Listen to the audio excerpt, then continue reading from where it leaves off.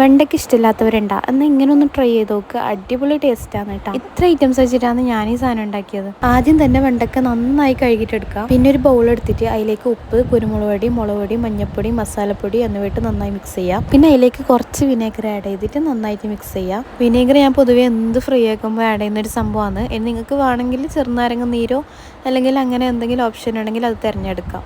പിന്നെ ഇതിലേക്ക് കുറച്ച് വെള്ളം കൂടി ആഡ് ചെയ്തിട്ട് ഈ ഒരു കൺസിസ്റ്റൻസി ആകുന്നത് വരെ ഇളക്കാം.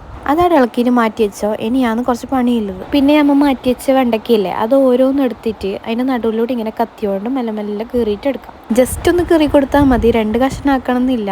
അങ്ങനെ ഓരോന്നായിട്ട് എടുത്ത് കീറിയിട്ട് ഞാൻ വീഡിയോയിൽ കാണിക്കുന്നത് പോലെ ഇങ്ങനെ തന്നെ ചെയ്തിട്ട് വെക്കണം. കീറി കൊടുത്താൽ മാത്രം മതി, അല്ലാണ്ട് അതിൻ്റെ കുരു കളയാനോ അല്ലെങ്കിൽ ഞെട്ട് കളയാനോ ഒന്നും നിൽക്കണ്ട. ഇങ്ങനെ ജസ്റ്റ് കീറി കൊടുക്കുക. എന്നിട്ട് ഓരോന്നായിട്ട് റെഡിയാക്കി വെക്കാം. നിങ്ങൾ എന്തെങ്കിലും പണി കിച്ചണിൽ എടുക്കുന്നുണ്ടെങ്കിൽ നിങ്ങൾ തന്നെ ക്ലീൻ ആക്കിക്കോട്ടാ. അല്ലെങ്കിൽ ഉമ്മ വന്നിട്ട് കിരി പറഞ്ഞുകൊണ്ടിരിക്കും.